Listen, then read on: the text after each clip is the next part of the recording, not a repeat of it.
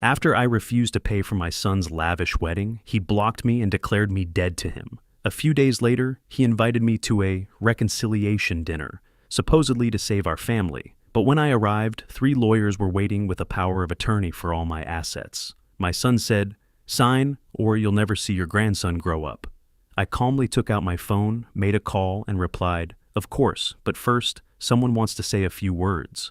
Before we continue, please subscribe to the channel and let us know where you are listening in the comments. Wedding venue brochures scattered across my coffee table like fallen leaves, each one more expensive than the last. Andy's voice cut through the evening air, sharp with frustration. "Dad, this is our dream wedding. You just don't understand." I sat in Martha's favorite armchair, the blue velvet one she'd claimed for 37 years of marriage. The fabric still held traces of her lavender perfume, even 2 years after the funeral. My fingers traced the worn armrest as I watched my son pace near the bay window, his reflection ghost-like against the October darkness. Glossy photographs of crystal ballrooms and cascading floral arrangements lay between us. The Ritz-Carlton, the Hay Adams, places where senators celebrated victories and ambassadors hosted galas. Each contract bore price tags that made my retired teacher's pension look like pocket change. "Son, I'm prepared to give $20,000. That's a generous amount." Brittany perched on the edge of my sofa, one manicured hand resting on her barely visible pregnancy bump. 3 months along, she'd announced last month with tears of joy that quickly shifted to wedding planning urgency. Now, those same green eyes glistened with fresh moisture. "Rick," she whispered, voice trembling like autumn leaves, "other parents don't skimp on their children's happiness. This is about your grandchild's future, too." The manipulation hung in the air thick as morning fog. Andy stopped pacing, his jaw set in that stubborn line I'd seen since he was 12.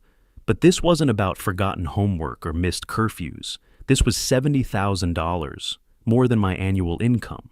$20,000 covers a beautiful ceremony, I said, gathering the scattered brochures with steady hands. "Your mother and I spent $800 on our wedding. We were happy." "That was different." Andy's voice cracked with something between anger and desperation. "Brittany deserves better.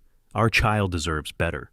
I stood slowly, my knees protesting the evening dampness. Crossing to my son, I reached for his shoulders, those broad shoulders I'd taught to swing a baseball bat, to tie a necktie, to carry responsibility. He jerked away like I'd burned him. "Don't!" The word came out cold, final. "Just don't, Dad." Brittany rose gracefully, smoothing her designer dress over her slim figure. She linked her arm through Andy's with practiced possession, guiding him toward the front door like a trainer with a prize show dog. "I don't want to talk to you anymore," Andy said without looking back. "You're dead to me." The front door slammed with enough force to rattle the family photographs on my mantle.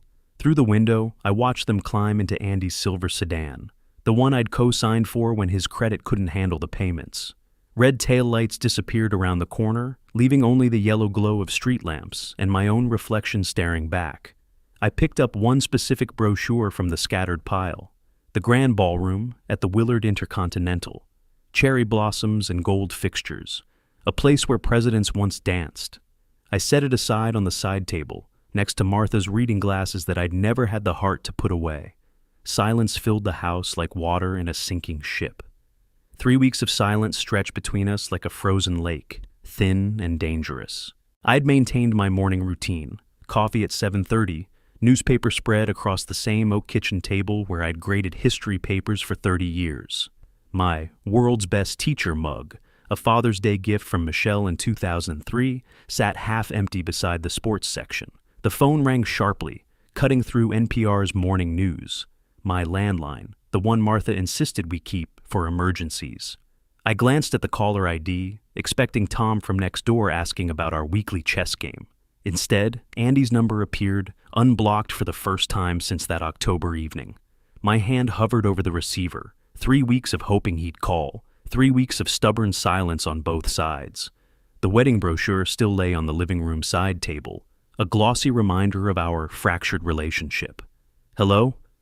Dad?" Andy's voice carried an unfamiliar softness, like he was speaking through cotton. "I was thinking, maybe we could talk." The change in his tone made my teacher instincts prickle. 40 years of classroom experience taught you to recognize when students were reading from prepared scripts. This wasn't my son's natural cadence, too measured, too careful. I'd like that, son.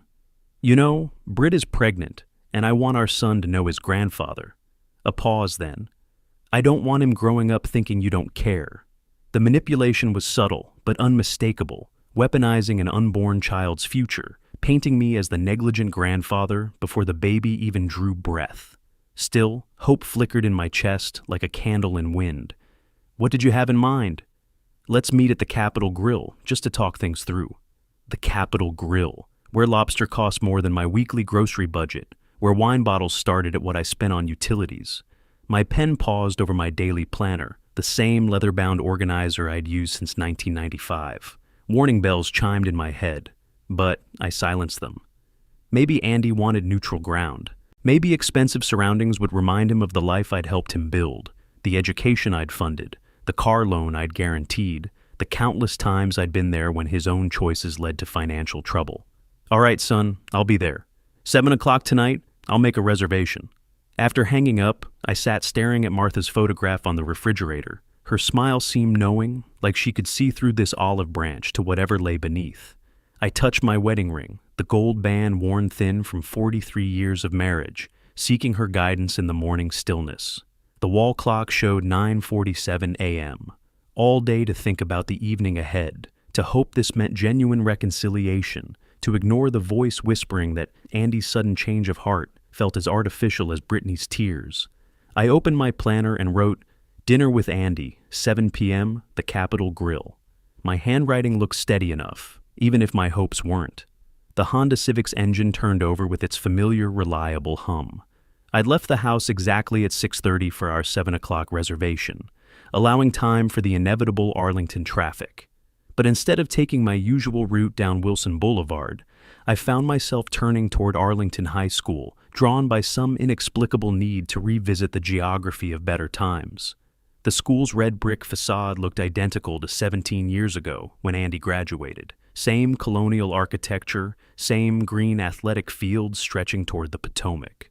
Only the electronic message board was new, flashing announcements about homecoming and college prep seminars in bright LED letters. I slowed the Honda to a crawl, not parking, but letting memories wash over me like morning tide. Andy in his cap and gown, Martha snapping photos with her old film camera, her proud tears catching the June sunlight. "He's going to do great things," she'd whispered, squeezing my hand as our son walked across that stage. How many carpools to football practice had I driven? How many parent-teacher conferences where other educators praised Andy's potential, his charm, his natural leadership abilities? The boy who'd helped elderly neighbors with their groceries had somehow become a man who called his father dead to him over wedding expenses. I pressed the accelerator and continued toward Riverside Park, the Honda's tires crunching over fallen leaves. The park's entrance welcomed me with the same wooden sign Andy had helped me repaint during his Eagle Scout project. Inside, the lake reflected the last golden light of autumn, empty swings moving gently in the evening breeze. I parked for exactly 3 minutes, staring at the weathered picnic table where we'd celebrated Andy's Little League championship in 1997. Martha had packed his favorite chocolate cake, and we'd eaten it with plastic forks while mosquitoes buzzed around our heads. Andy had been 11, gap-toothed and sunburned, chattering about the game-winning home run he'd hit in the final inning.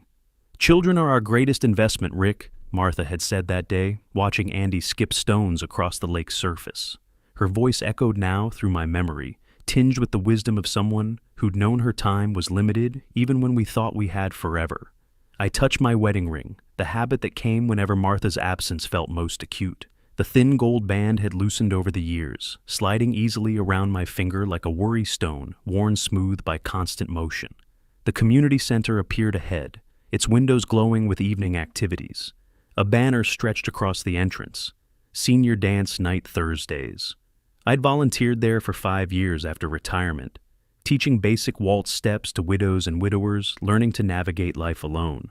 Andy used to help me set up folding chairs, joking that he was my assistant dance instructor while earning community service hours for school. Where had that helpful boy gone? When exactly had consideration transformed into entitlement, gratitude into demand? I couldn't pinpoint the moment my son had changed, or maybe I'd simply refused to see it happening. Traffic was light as I merged onto Arlington Boulevard, the radio playing Vivaldi's Four Seasons, autumn, appropriately. The classical station had been Martha's preference, and I'd never switched it after her funeral. Some habits became shrines to the people we'd lost. At 6:55, I pulled into the Capitol Grille's valet area. The restaurant's glass windows revealed warm lighting, white tablecloths, and the kind of clientele that discussed stock portfolios over appetizers. I adjusted my tie in the rearview mirror, catching sight of my own aged eyes, gray-blue like my father's, creased now with 70 years of laughter and worry. Taking a deep breath of crisp October air, I walked toward the entrance. Through the glass, I could see the dining room's elegant bustle, servers in black uniforms gliding between tables like dancers in some choreographed performance. Maybe Andy had come to his senses. Maybe this expensive neutral ground would help us find our way back to each other. Maybe my grandson would grow up knowing his grandfather as more than just a cautionary tale about stubborn old men who didn't understand modern expectations. The brass door handle felt cold under my palm as I pushed into warmth and candlelight, hope flickering against experience like a match struck in wind. Harper party? The hostess smiled with professional warmth, her black dress crisp against the restaurant's mahogany interior. Right this way to your private dining room. Private dining room. I'd expected a regular table, maybe near the window where Andy and I could watch the evening traffic while we talked. Instead, she led me down a corridor lined with oil paintings of hunting scenes, past the main dining area's comfortable chatter. The room she opened felt more like a boardroom than a family gathering place. A large oval table dominated the space, surrounded by 8 leather chairs instead of the intimate setting I'd imagined. Briefcases sat beside several seats like sleeping guard dogs. Manila folders formed neat stacks across the polished surface. Andy occupied a chair halfway around the table, his shoulders hunched forward, hands twisting a cloth napkin into rope-like spirals. He didn't meet my eyes when I entered, focusing instead on the shredded fabric between his fingers. "Rick!" Brittany rose gracefully from her seat, one hand resting on her barely visible bump, the other extended in greeting. "Thank you so much for coming to discuss our family's future." 3 strangers in business suits flanked her like a professional army. The woman closest to Brittany stood with practiced confidence, her silver hair swept back, her handshake firm enough to prove something. "Mr. Harper, I'm Amanda Clark, your family's advisor. These are my colleagues, James Wilson and Sarah Miller." Family advisor? I'd never heard of Amanda Clark in my life. I thought we came here to discuss family, not business. My voice carried the same tone I'd used with disruptive parents during conferences, calm but unmistakably firm. Amanda's smile never wavered. "This is family business, Mr. Harper. At your age, managing complex financial decisions can become overwhelming. We're here to help streamline things." The document spread before me looked official, stamped and notarized, thick with legal language that seemed designed more to confuse than clarify. Power of attorney forms, financial management agreements, references to my advanced age, and complex asset portfolio filled the pages like accusations. I removed my reading glasses from my jacket pocket, taking my time to clean the lenses. 40 years of teaching had taught me the value of deliberate pauses, how silence could shift power dynamics in a room. These people expected confusion, maybe even fear. Instead, I sat down slowly and began to read. "Dad, this is just a formality for your own protection," Andy said finally, his voice barely above a whisper. "Protection from what, exactly?" James Wilson leaned forward, his pen clicking in rapid succession. "Mr. Harper, these documents simply ensure your assets are managed properly should you become incapacitated." The word hung in the air like smoke. Incapacitated, as if my 65 years had already stolen my competence, my judgment, my right to control my own life. "I see references to my house value here." I tapped the document. 420,000, my savings account balance, even my pension amount. Quite detailed for a casual family dinner. Brittany shifted in her seat, her confidence flickering like candlelight in wind. "We just want to make sure everything is handled correctly, Rick, for everyone's benefit." Everyone's benefit, I repeated the phrase, tasting its hollowness. "And who exactly benefits from signing these papers tonight?" Andy's napkin lay in shreds across his plate. His silver engagement ring, the one Martha and I had helped him pick out, caught the chandelier's light as his hands trembled against the table. "This took weeks to prepare," I said quietly, looking around the room at the assembled lawyers, the prepared documents, the reservation for a private space. "All while you weren't speaking to me." The realization settled over me like cold water. The 3 weeks of silence, the sudden reconciliation call this morning, the expensive restaurant choice. Every detail had been calculated, planned, orchestrated. My son hadn't called because he missed me. He'd called because he needed my signature. I reached into my jacket pocket for my phone, my fingers closing around its familiar weight. Amanda Clark's voice cut through the gesture like a blade. "Mr. Harper, let's just handle this quickly tonight." My thumb found Michelle's contact without looking. Muscle memory from 2 years of single parenthood, countless late-night calls during Martha's final illness, the routine of checking in with my daughter, who'd inherited her mother's fierce protectiveness. "Dad, wait!" Andy lurched forward, reaching across the table toward my phone. His chair scraped against hardwood, the sound sharp as breaking glass. I blocked his grab with my free arm, the motion automatic from decades of managing classroom disruptions. "Andy, don't you dare touch my phone." The authority in my voice stopped him mid-reach. For a moment, he was 12 again, caught sneaking cookies before dinner, recognizing the tone that meant consequences were coming. Amanda Clark's professional smile finally cracked. "Mr. Harper, we're just trying to help you make good decisions. Your daughter doesn't need to be involved in your financial planning. She's involved now." I pressed call and held the phone to my ear. The lawyers exchanged glances like players realizing their game had shifted. James Wilson stopped clicking his pen. Sarah Miller straightened papers that didn't need straightening.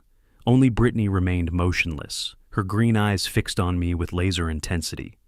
"Rick," Michelle's voice carried the slight breathlessness of someone interrupted during evening rounds. "Everything okay?" "Mish, I need your help. Come to Capitol Grill right away." "The restaurant?" "Dad, what's wrong?" I could picture her stopping mid-stride in whatever hospital corridor she'd been walking, her medical training already analyzing the urgency in my voice. Michelle had always been the steady one, the child who asked the right questions and waited for complete answers. "I'm in a private dining room with Andy, his girlfriend, and 3 lawyers I've never met. They want me to sign power of attorney documents." The silence on the line lasted exactly 3 heartbeats. When she spoke again, her voice carried the crisp professionalism she used with difficult patients. "Don't sign anything. I'm leaving the clinic now. 15 minutes. "We'll wait." "Mr. Harper," Amanda Clark interjected, her tone sharpening. "This delay is unnecessary and expensive. We just want to finish this quickly." I covered the phone's mouthpiece. "Nothing gets signed quickly. We wait for my daughter." Brittany stood abruptly, pacing behind her chair like a caged animal. Her earlier composure had evaporated, replaced by something harder, more calculating. "Why are you being so difficult? We're your family." The irony wasn't lost on me. For 3 weeks I'd been dead to them. Now, suddenly I was family again, but only if I surrendered control of my finances. "Dad, please!" Andy's voice cracked with genuine desperation. "Just trust me on this." Trust. The word cut deeper than any legal document could. This wasn't about money or lawyers or power of attorney forms. This was about my son asking me to trust him while surrounding me with strangers, ambushing me with prepared documents, manipulating our first conversation in weeks. "Mish, are you still there? I'm in my car. Dad, keep them talking, but don't sign anything. Those tactics they're using, I've seen them before in elder abuse cases." Elder abuse. The phrase hit like a physical blow. I wasn't some confused senior citizen losing his faculties. I was a retired teacher who'd managed budgets, mortgages, and investments for decades. Yet here sat 3 lawyers treating me like an incompetent child. Andy tried again to interrupt the call, his hand hovering near my phone. "Dad, we don't need to involve Michelle in this. It's between us." "No, son. It stopped being between us the moment you brought lawyers." James Wilson cleared his throat importantly. "Mr. Harper, we understand this seems overwhelming, but these are standard documents. Many families use them for estate planning. Estate planning usually doesn't happen in restaurant ambushes." Sarah Miller leaned forward, her voice honey-sweet with fake concern. We're only thinking of your best interests, Mr. Harper. At your age, it's wise to have help with complex decisions. At my age. There it was again, the assumption that 65 meant incompetence, that retirement equaled mental decline. I'd taught seniors in high school who showed more respect for their grandparents than these lawyers showed for me. Michelle will be here soon, I said, ending the call and sliding the phone back into my pocket. We can wait. The room fell silent, except for the distant sounds of normal diners enjoying normal meals, families celebrating anniversaries, business associates closing honest deals, couples planning futures that didn't involve legal manipulation. Brittany stopped pacing and fixed me with a stare that held no trace of the sweet, pregnant daughter-in-law she'd been pretending to be. When she spoke, her words came through clenched teeth like a threat barely contained. Fine, but while we wait, let me explain exactly what happens to grandfathers who don't cooperate. Brittany's hand moved to her stomach with theatrical precision. Fingers splayed across the barely visible curve where my grandson grew. The gesture was calculated, practiced, designed to remind everyone in the room what was at stake. You know, Rick, I really wanted our son to have a loving grandfather. Her voice carried the wounded sweetness of someone explaining disappointment to a child. Someone who would support our family, be part of his life, help him grow up knowing what family means. The manipulation was surgical in its precision, not a direct threat, but an implication hanging in the air like smoke. Cooperate or lose access to the baby who wasn't even born yet. Andy found his voice, desperation making it higher than normal. Dad, if you don't sign this, you'll never see my son grow up. The words hit like a physical punch to my chest. 40 years of teaching children, of watching them take their first steps toward reading, toward understanding, toward becoming the people they were meant to be. The thought of being cut off from my grandson's childhood, of missing his first words, his first day of school, his baseball games and birthday parties, it nearly broke something inside me. Grandfathers have very limited legal rights, Mr. Harper, James Wilson added with professional detachment. Courts strongly favor parents who demonstrate family unity. Sarah Miller nodded sympathetically. Your refusal to participate in family financial planning could be seen as concerning, as evidence of someone who puts personal interests above family welfare. They were building a case against me in real time, laying groundwork for future legal battles. Sign the papers or be painted as a selfish grandfather who chose money over family. The trap was elegant and vicious. Brittany continued her performance, touching her belly with increasing frequency. The stress really isn't good for the baby, you know. All this conflict and uncertainty. I just want peace for our family. Maybe it's better if he grows up not knowing family members who don't support us, she added, the threat now barely disguised.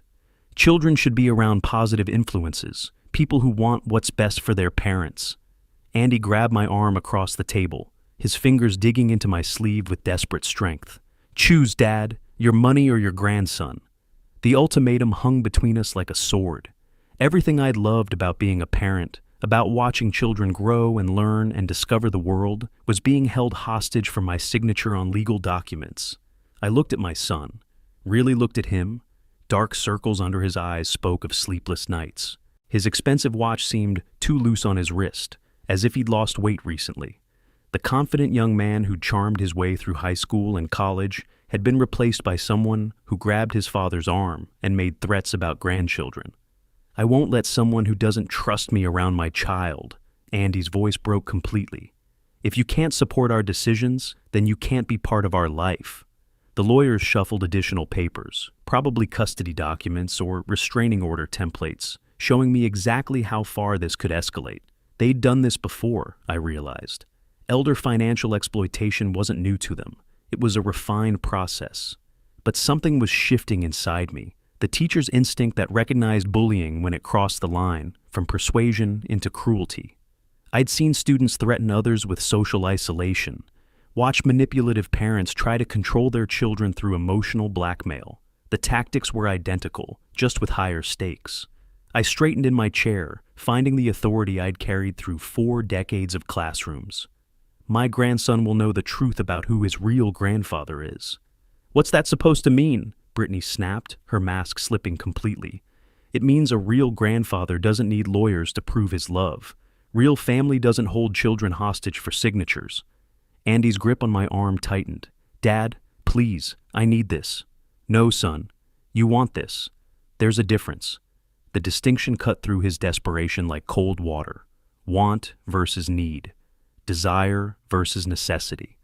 The kind of lesson I'd taught countless students about decision-making and consequences. Around us, the restaurant continued its elegant evening service, unaware that in this private room, a family was tearing itself apart over documents and ultimatums. Other families were sharing meals and making memories, while mine was weaponizing an unborn child for financial gain. The realization crystallized. Signing these papers wouldn't protect my relationship with my grandson. It would enable the toxic environment he'd grow up in, where love came with conditions and family meant manipulation. Just as I opened my mouth to explain this to Andy, a soft knock interrupted. The room's door opened slightly, and a restaurant staff member peered in apologetically.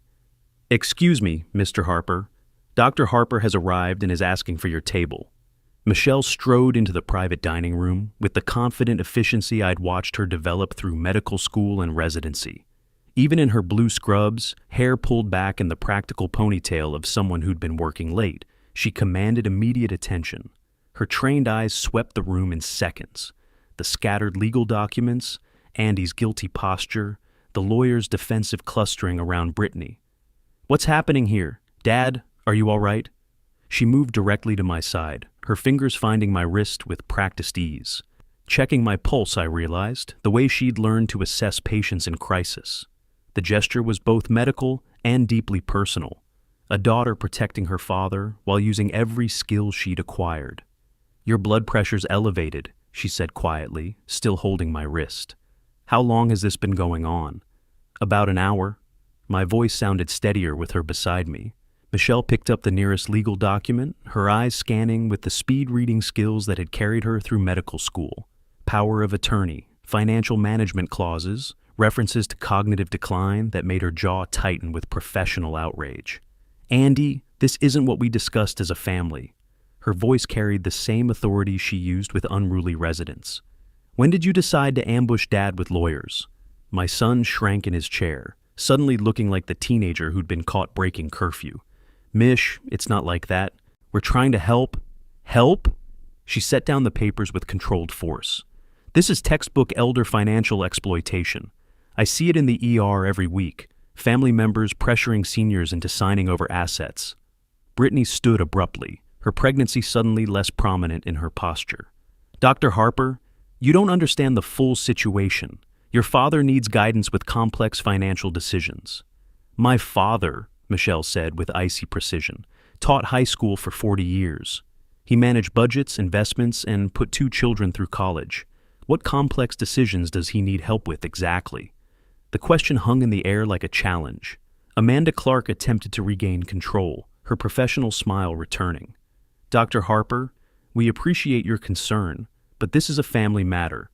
It became a medical matter the moment you decided to stress an elderly man into signing legal documents." Michelle positioned herself physically between the lawyers and me. "As a physician, I'm required to report suspected elder abuse." The word abuse cut through the room's expensive atmosphere like a blade. James Wilson's pen stopped clicking.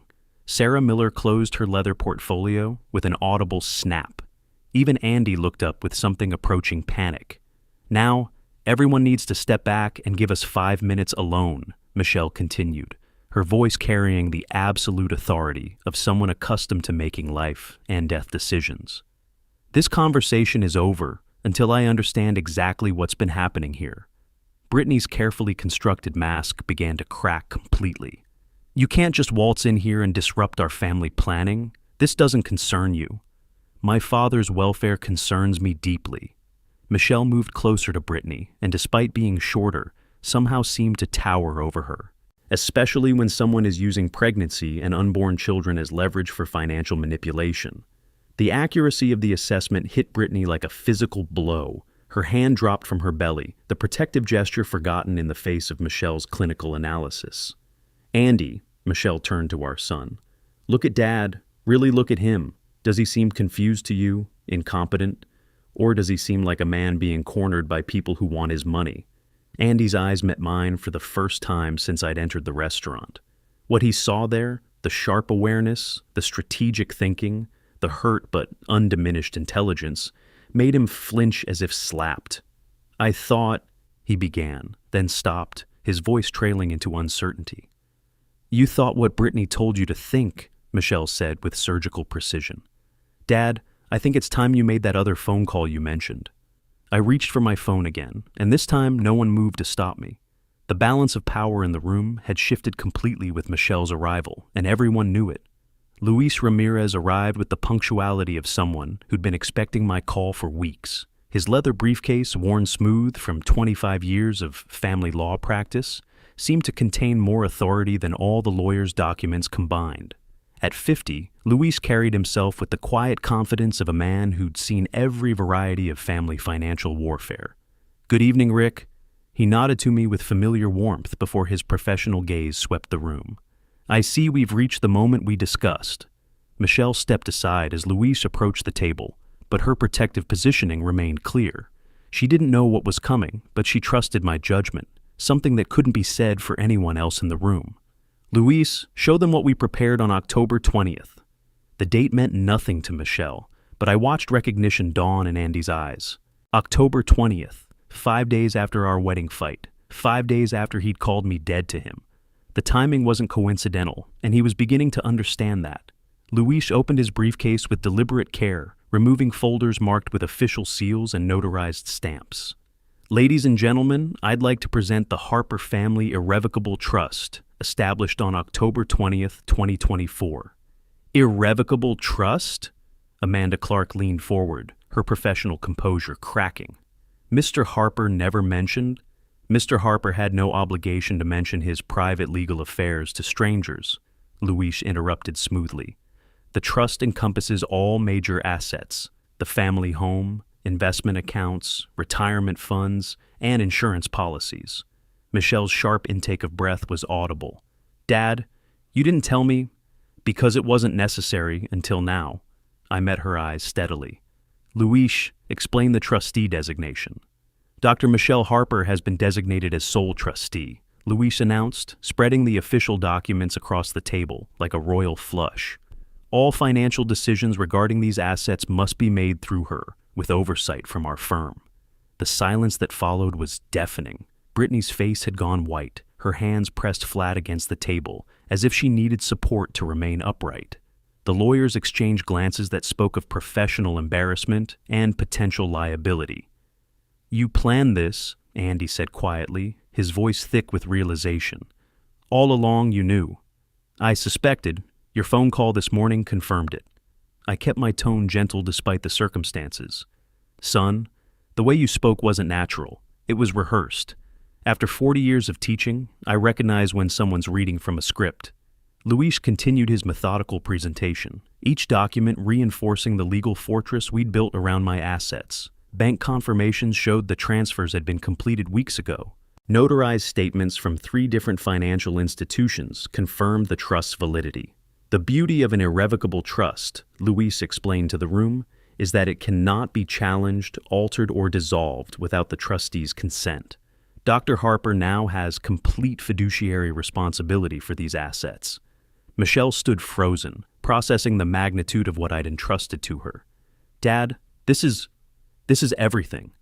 Everything I built over 43 years of marriage and career," I confirmed, "and I trust you to protect it for the family's real future, including that grandson I may never get to meet." The barb found its target. Andy winced as if I'd struck him physically. Brittany, however, was rallying for one final assault. "This doesn't change anything," she said desperately. "The trust still benefits Andy and the baby. We just need to work with Michelle instead of—" "No," Michelle said firmly. "As trustee, I have discretionary authority over distributions, and I don't make decisions under duress or manipulation." Amanda Clark shuffled papers frantically, looking for legal loopholes that didn't exist. "We'll need to review these documents thoroughly, challenge the mental competency standards used." "Feel free," Luis said with the calm confidence of someone holding all the cards. "Dr. Harper's medical evaluation from last week confirms his complete mental competency. We anticipated that particular challenge last week. While they'd been planning their ambush, we'd been building an impenetrable defense. The preparation showed in every detail, every contingency we'd considered and protected against. Andy slumped in his chair, the weight of his betrayal settling over him like a physical burden. "You really did think of everything." "I had to." The sadness in my voice was genuine. "Because my son decided to hire lawyers instead of having an honest conversation with his father. Brittany's lawyers were gathering their papers with the haste of people realizing they'd been outmaneuvered from the beginning. But I wasn't finished yet. "Oh, that's not all. Luis, show them the other folder." Luis reached into his briefcase and withdrew a second folder, this one thicker than the trust documents. The manila envelope bore the letterhead of a private investigation firm, and when he opened it, photographs spilled across the table like evidence in a crime scene. Mr. Harper contracted professional surveillance services on October 21st, Luis announced with the methodical precision of a prosecutor, following suspicious activity around his residence. The first photograph showed Brittany standing at my front gate, her phone raised toward my house. The timestamp read October 23rd, 2:15 p.m. The second captured her writing in a notebook while sitting in her car across the street. The third showed her photographing my mailbox. "This is," Brittany began, then stopped, her face cycling through shock, anger, and calculation. "Documentation of your reconnaissance activities," I said calmly, "including your research into my financial records, your conversations about my mental competency, and your coaching sessions with my son." Michelle picked up one of the photographs, studying it with clinical detachment. "You were surveilling Dad's house? Planning this for weeks?"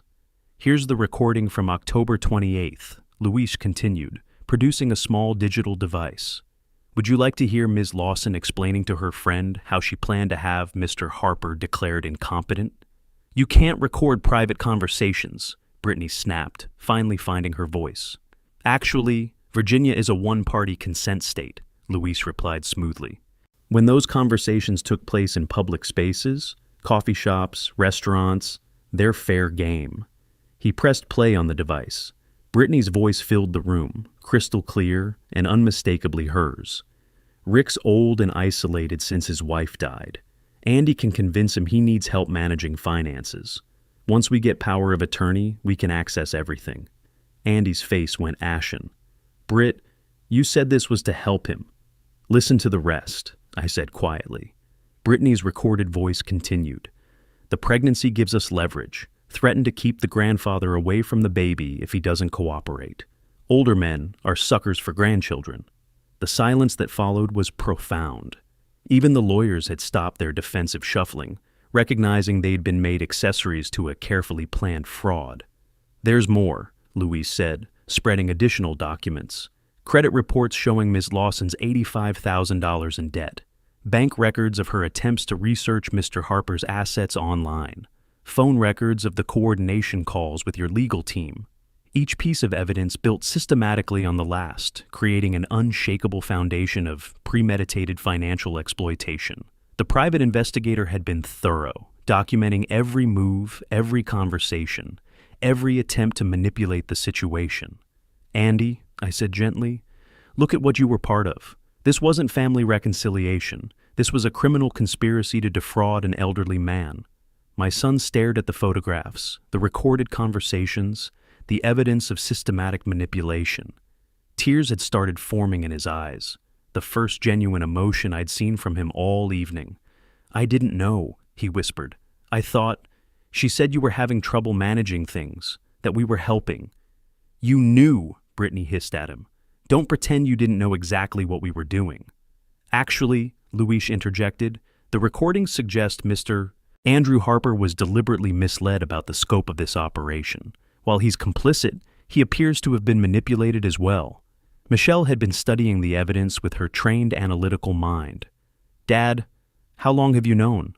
I suspected something after Andy's tone during the phone call. His speech patterns were wrong, too formal, too scripted. But I didn't know the full extent until yesterday when Luis showed me these files. The private dining room felt like a courtroom now, with evidence spread across the table and guilt written on faces around the room. Amanda Clark and her associates were frantically packing their briefcases, recognizing their professional liability in the situation.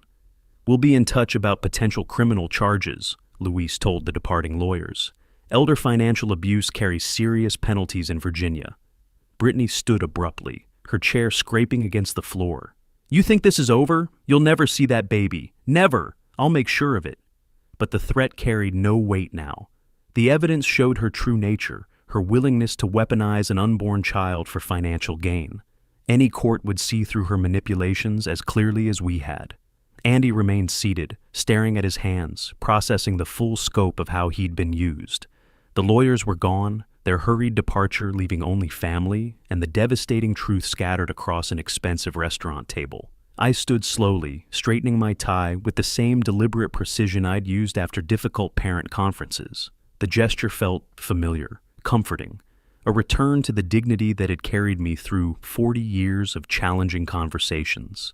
Around the table, evidence of betrayal lay scattered like fallen leaves, but I felt oddly peaceful. Michelle moved to my side immediately, her protective instincts as natural as breathing. Her presence reminded me that not all family bonds had been severed tonight, that loyalty still existed in unexpected forms. Andy half rose from his chair, one hand reaching toward me with desperate uncertainty. "Dad, I didn't know it would." "You knew, Andy." My voice carried no anger now, just the weary disappointment of a teacher watching a promising student make terrible choices. "You just chose the easier path." Brittany remained standing by her chair, fury radiating from her like heat. Her pregnancy, which had been her primary weapon all evening, now seemed irrelevant. The baby growing inside her would be born into a world where his grandfather had protected himself from his own family. "This isn't over," she said through clenched teeth. "You'll never see him grow up, never know what he looks like, sounds like, dreams about. I'll make sure of it." "Brittany," I said calmly, "you've shown everyone in this room exactly who you are. Any court will see the same thing." Luis finished packing the evidence into his briefcase, each document a testament to months of careful preparation. The private investigator's work had been thorough, professional, devastating. Amanda Clark and her colleagues had fled like rats from a sinking ship, leaving their client to face the consequences alone. I walked toward the dining room's entrance, Michelle beside me, feeling lighter with each step. Behind us, Andy's chair scraped again as he stood fully. "Dad, wait." His voice cracked with something I hadn't heard in years, genuine remorse. Is there any way to fix this?" I paused at the threshold, looking back at my son. Dark circles shadowed his eyes, and his expensive clothes hung loose on a frame that had lost weight from stress. This wasn't the confident young man who'd charmed his way through life, or even the manipulated puppet Brittany had controlled. This was someone beginning to understand the magnitude of his choices. "Son, call me when you're ready to talk without her." The conditional offer hung in the air between us, not forgiveness, not reconciliation, but possibility. The door left slightly ajar for genuine change, honest conversation, real growth. "The door's always open for a real conversation," I added, meaning it completely. Michelle squeezed my arm gently, understanding the wisdom in the conditional mercy. As a doctor, she'd seen families recover from devastating diagnoses through honest communication and hard work. She knew healing was possible, but only with authentic effort. We walked through the restaurant's main dining room, past tables of families enjoying normal meals, normal conversations, normal love that didn't require lawyers or surveillance or manipulation. The contrast struck me deeply. How simple family life could be when built on respect rather than exploitation. In the parking lot, November air cut through our formal clothes with crisp efficiency. Michelle helped me into the Honda Civic, her protective gestures natural and unforced.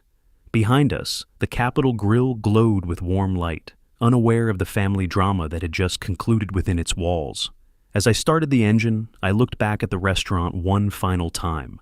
Through the windows, I could see the private dining room where my son still sat, probably staring at the evidence of his betrayal. Brittany would be planning her next move, calculating new angles of attack, but for the first time in months, their schemes couldn't touch me. "Now I understand why your mother always said some lessons hurt the most," I said quietly, putting the car in drive. Martha had been right. The most important lessons about boundaries, self-respect, conditional love, often came wrapped in pain that felt unbearable until you realized it had made you stronger. The chess piece moved across the board with Tom Brown's steady hand, a knight capturing my rook with surgical precision. Across from me in Riverside Park's pavilion, my new friend grinned with the satisfaction of someone who'd been planning that move for 6 turns. "Checkmate in 3, he announced, leaning back in his folding chair. Tom had appeared in my life, like Martha used to say, good things did, quietly, when you most needed them. A retired colleague from Arlington High's English department, he had heard about my situation through the teacher's grapevine and simply started showing up for daily walks. No judgment, no advice, just steady companionship and surprisingly ruthless chess skills. "You're getting better," he said, resetting the pieces. Last week, it was checkmate in 5. The past month had passed in a blur of legal paperwork and emotional recovery. Luis updated me regularly on the aftermath. Brittany's lawyers had quietly withdrawn from the case, citing irreconcilable differences with client goals. Andy had attempted contact twice through Michelle, both times asking about simpler wedding arrangements that wouldn't require family funding. "Tom, I feel freer than I have in years," I said, moving my opening pawn. "Freedom's underrated," he replied, mirroring my move. "My daughter tried the same thing after Helen died, wanted to help me manage my finances. Turns out her help cost about $40,000 in credit card debt." I'd learned that financial exploitation of seniors was frighteningly common. Tom's experience, while less dramatic than mine, followed similar patterns: emotional manipulation, isolation tactics, gradual assumption of control over resources. "How did you handle it?" "Lawyer, boundaries, and distance." His bishop swept across the board. "Amazing how much clearer family relationships become when money's off the table." Luis had called yesterday with interesting news. The private investigator's final report revealed the full scope of Brittany's desperation. 85,000 in debt, creditors threatening legal action, her marketing job hanging by a thread due to performance issues. Andy had been her financial lifeline, and I had been the pot of gold she'd planned to access through marriage. "Check," Tom announced, his queen cornering my king. My phone buzzed with a text from Michelle. "Dad, Andy called. Baby due in April. Wants to know if you'd consider meeting grandson someday. Your call entirely." I showed Tom the message. He studied it while contemplating his next move. "Grandchildren complicate everything," he said, "but they also clarify everything. What matters to you more, being right or being present?" The question haunted me through the rest of our game, which Tom won handily. As we packed up the chess set, he mentioned something that would change my trajectory completely. "There's this support group at Arlington Elder Care Center, seniors who've been through financial exploitation. They could use someone with your experience to help facilitate discussions." Arlington Elder Care Center occupied a converted mansion on Wilson Boulevard, its rooms filled with afternoon light and the gentle bustle of people refusing to surrender to age's limitations.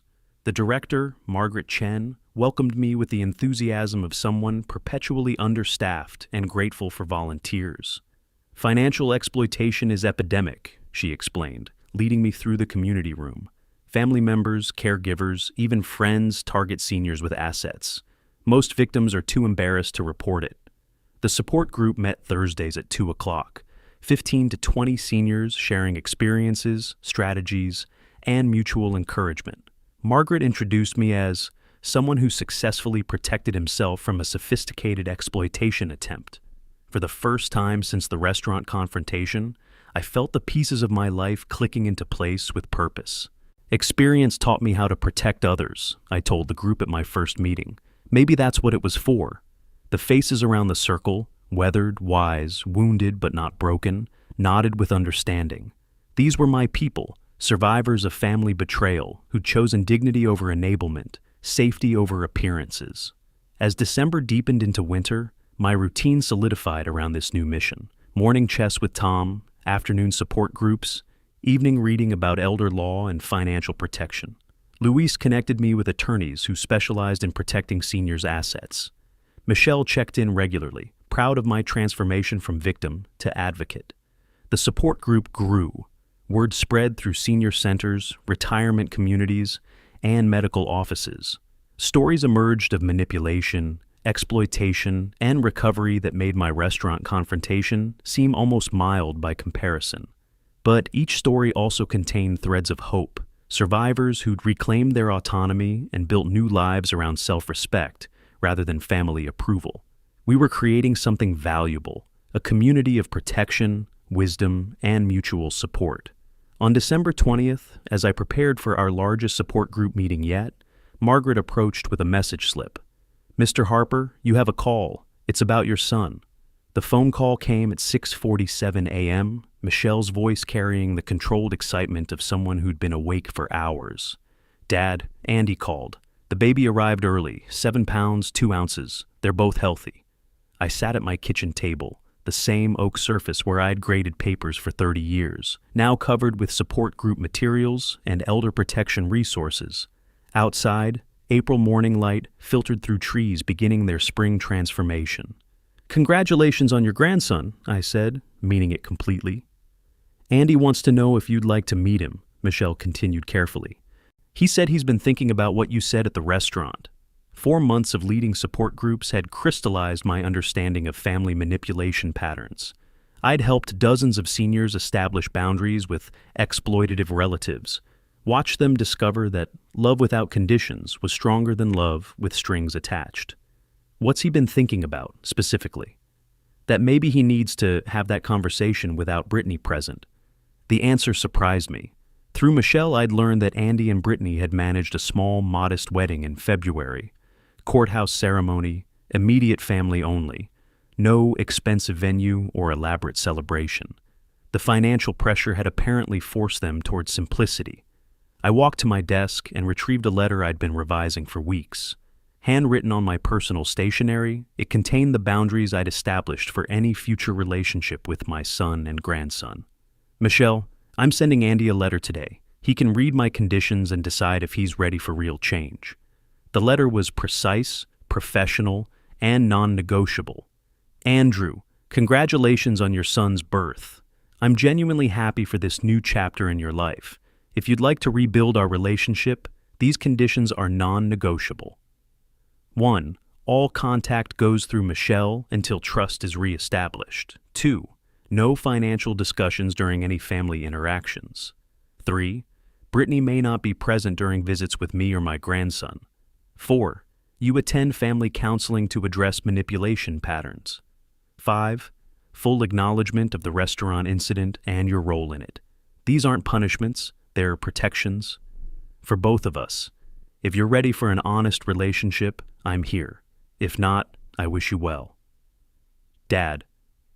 The letter represented everything I'd learned about conditional love, protective boundaries, and the difference between enabling and helping. The support group had taught me that real family relationships required mutual respect, not financial obligation.